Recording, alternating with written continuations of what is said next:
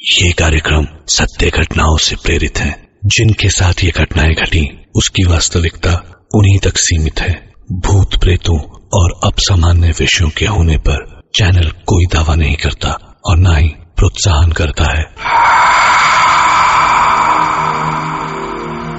क्या बदले की आग में जलती रूहें हर पल शिकार ढूंढा करती हैं? क्यों? और क्या हम में से कोई भी उनका शिकार बन सकता है?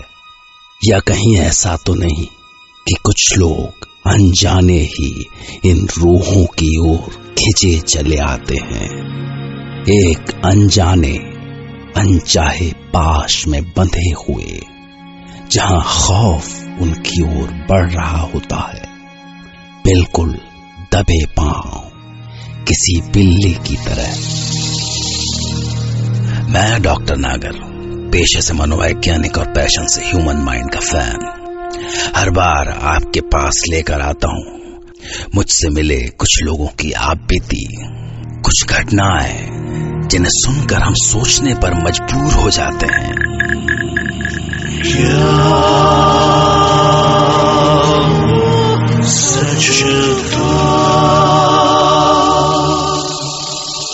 आज हमारे साथ हैं मुंबई से प्राची शाह और वो हमें सुनाएंगी अपने साथ घटी एक सच्ची घटना, जब वो बड़ी मुश्किल से खौफ की अनजान खो से बच सकी। शायद मैं फिल्म एक्ट्रेस बनने के लिए नई नई मुंबई आई थी। मुझे जल्द ही अपने रहने का इंतजाम भी करना था। उस समय मैं अपनी दोस्त के साथ रह रही थी, लेकिन मैं कब तक यूं ही उस पर बोझ बनी रहती। मुझे अपने लिए जल्दी से एक घर ढूंढना था, तो इसलिए मैंने एक एस्टेट एजेंट से बात की। वो मुझे जितने भी घर दिखाता, या तो वो मुझे पसंद नहीं आते या वो मेरी पॉकेट से बाहर होते थे। और एक दिन वो मुझे एक कॉटेज दिखाने ले गया। Wow, it's so beautiful.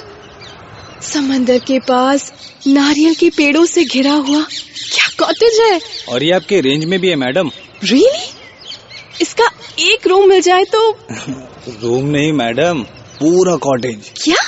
Are you joking? इतना शानदार कॉटेज? हाँ बिल्कुल मैडम, और रेंट भी सिर्फ 12,000 रुपए बस। इतने में तो 1 रूम किचन भी नहीं मिलता है और आप कह रहे हैं कि ये पूरा कॉटेज? अरे मैडम, आपको जो चाहिए उससे अच्छा मिल रहा है ना, तो प्रॉब्लम क्या है? No, what problem can I have? But और हाँ मैडम, यहाँ शांता ताई है, यहाँ की केयर टेकर, वो साफ सफाई सब देख लेगी। और उनका पेमेंट क्या होगा? कुछ नहीं मैडम, आपको सिर्फ रेंट देना होगा बस। I was shocked to hear that, पर कॉटेज शानदार था, सो आई वॉज फाइन। पर एक शॉक मुझे शांता ताई ने भी दिया। कोई नल नहीं खोलने का, पानी नहीं आता उनमें। तुमको जितना भी पानी मांगता है मैं बाहर से भर के ला कर देगी। और मैंने नोटिस किया कि वो अक्सर चेक किया करती थी कि कहीं मैंने किसी नल से कोई छेड़छाड़ तो नहीं की। पर एक रात मेरी नींद किसी आवाज से खुली। ये कैसी आवाज है? पानी कहां से टपक रहा है? सारे नल तो सूखे पड़े हैं। और एक नहीं, ये हर रात का सिलसिला था। मैं घंटों ढूंढती थी कि आखिर ये पानी टपक कहां से रहा है। और एक दिन मुझे लगा कि हो ना हो ये आवाज लॉबी की ओर से आती है। वो लॉबी जो कॉटेज को मेन एंट्रेंस से जोड़ती थी, पर वो लॉबी बाहर और अंदर दोनों ओर से बंद रहती थी। जो मेन एंट्रेंस था वो अंदर से बंद था और बाहर वाले डोर पर लॉक लगा रहता था, इसलिए हम कॉटेज में आने जाने के लिए बैक डोर यूज करते थे। इट वाज स्ट्रेंज, बट यही शांता ताई का रूल था। और एक दिन मैंने शांता ताई से पूछ ही लिया, ताई ये लॉबी बंद क्यों है? तुमको क्या लेना है उससे?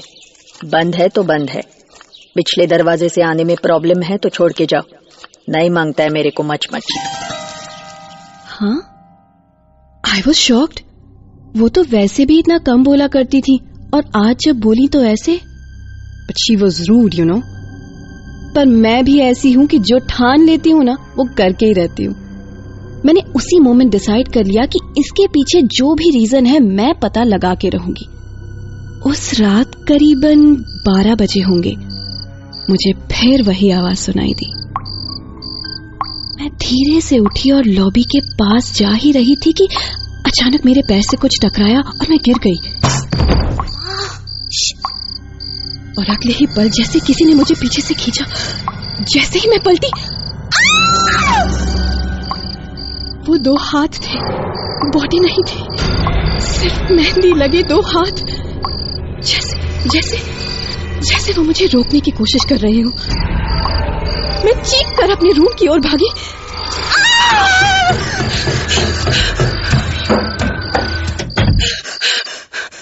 अभी मैं डर से उबर ही पाई थी कि लगा जैसे कोई रूम की ओर आ रहा है। मैं बुरी तरह डर गई थी।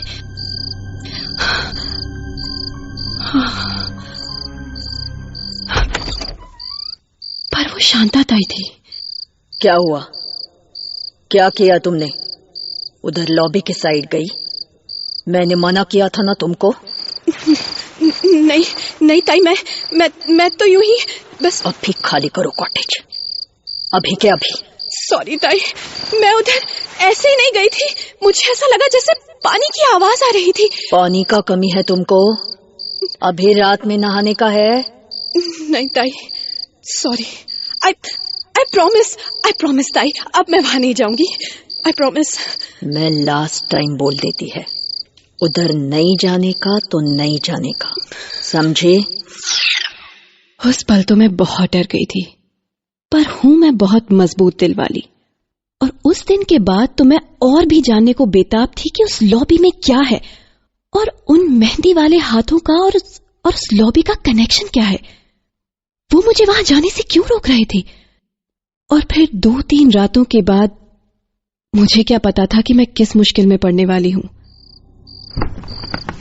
मैं बेड से उठी और इस बार और भी दबे पांव लॉबी तक पहुंची। मैं जब भी रात को कभी अपनी रिहर्सल से लेट आया करती थी तो पापा के डर से घर का लॉक अपनी हेयर पिन से खोला करती थी और चुपके से जाकर बेड पर सो जाया करती थी। आज फिर वही हेयर पिन काम आई। कुछ देर कोशिश की कि लॉक खुल जाए और लॉक जैसे ही खुला वो गिरते गिरते बचा। शिट! अभी आने ही वाली थी शांता ताई। खैर, मैंने धीरे से लॉक फर्श पर रखा और डोर पुश किया। सामने बड़ी सी लॉबी थी और वहां एक रूम था जहां से लाइट की स्पेल आ रही थी। अजीब जगह थी, बिल्कुल भूतिया। इक्का दुक्का फर्नीचर बिखरे पड़े थे और बरसों पुराने जाले। जाल हटाते हटाते मेरे पूरे बदन में मकड़ियां चढ़ गई थी। उफ, कहाँ फंस गई। फिर वही पानी की बूंदों की आवाज, टप टप टप। और तभी मुझे हल्की सी रोशनी में सामने मेन डोर के ऊपर से पानी रिसता दिखाई दिया। यही थी वो आवाज। पर ये पानी आ कहां से रहा है? बाहर तो ऐसा कुछ नहीं था। और जैसे ही मैंने लैच खोला मानो डोर अनबोल्ट हो गया।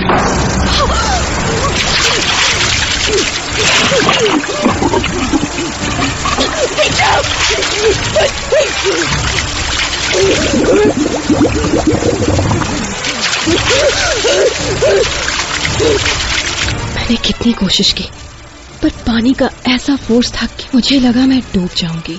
और तभी जाने कहां से वही 2 हाथ आए और उन्होंने मुझे पानी से खींचकर बाहर फेंक दिया।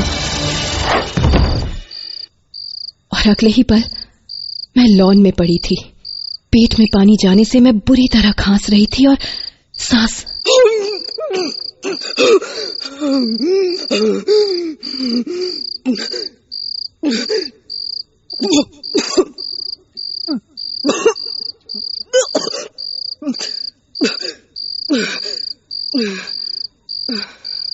अगर उन हाथों ने मुझे ना बचाया होता तो। और तभी शांता ताई भागी भागी उधर आई। क्या हुआ तेरे को? आधी रात को यहाँ? ताई, मैं डूब गई थी ताई। डूब गई थी? वहाँ पानी। कहाँ है पानी? लॉबी में।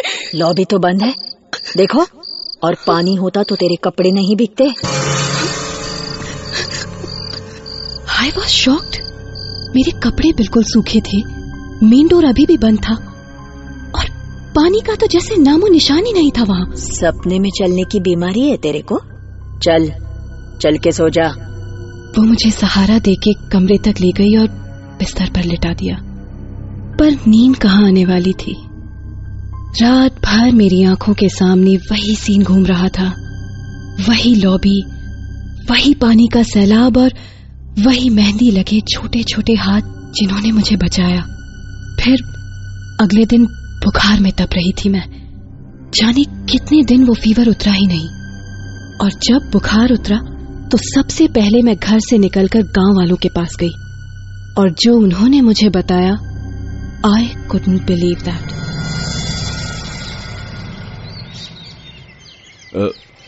उधर कॉटेज में एक फैमिली रहता था, उनका एक छोटा बेटी था, बहुत प्यारा।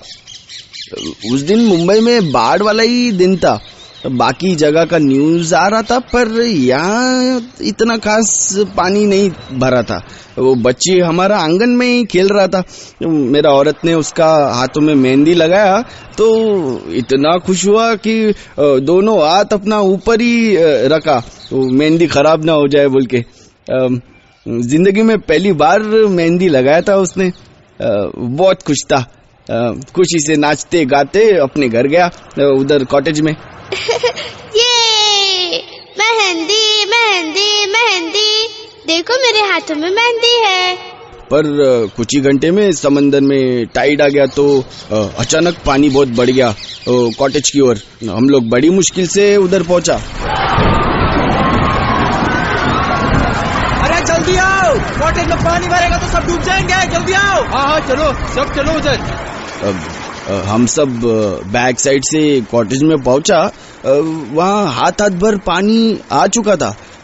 सब लोग डरा हुआ था, पर बच्ची बेचारा मेहंदी वाला हाथ उठा के पानी में ही खड़ा था। उस मासूम को सिर्फ अपना मेहंदी का फिक्र था। आई आई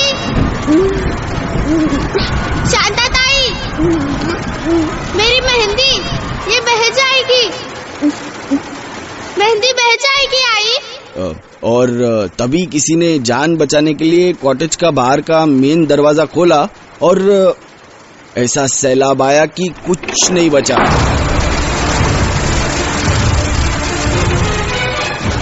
हमको बस उस बच्ची का आवाज सुनाई दिया और कभी कभी मेहंदी वाला उसका हाथ।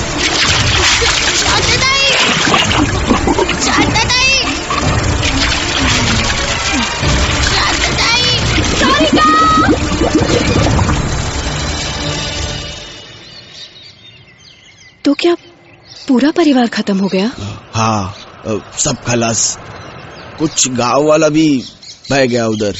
फिर शांता ताई कैसे बची? वो तो अभी भी केयर टेकर है ना कॉटेज में।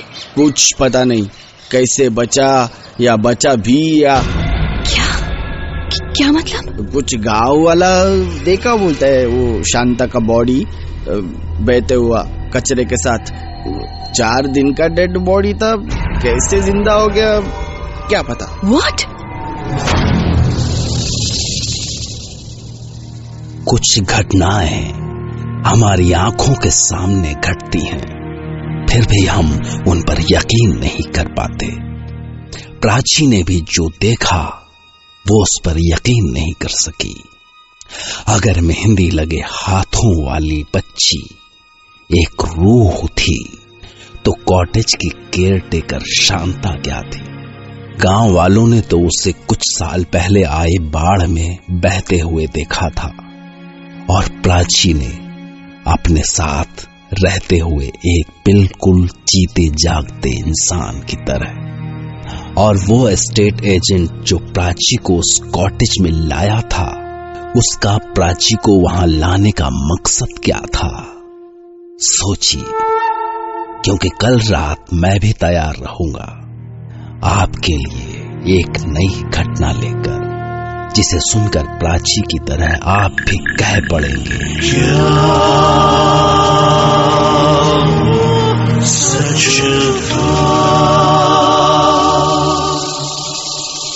एक आखिरी बात, अगर आप कोई मकान ढूंढ रहे हैं तो सिर्फ उसका वास्तु मत देखिए, क्योंकि वास्तु से परे भी कोई सच रहता है, कोई खौफनाक सच।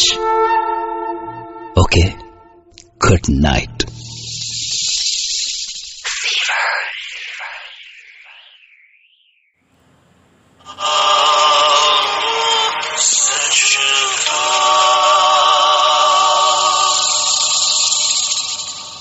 मैं अगले हफ्ते फिर मिलूंगा, पर तब तक सपनों से बच कर रहिए, क्योंकि भगवान न करे कि कहीं किसी रोज आपका कोई सपना सच हो जाए।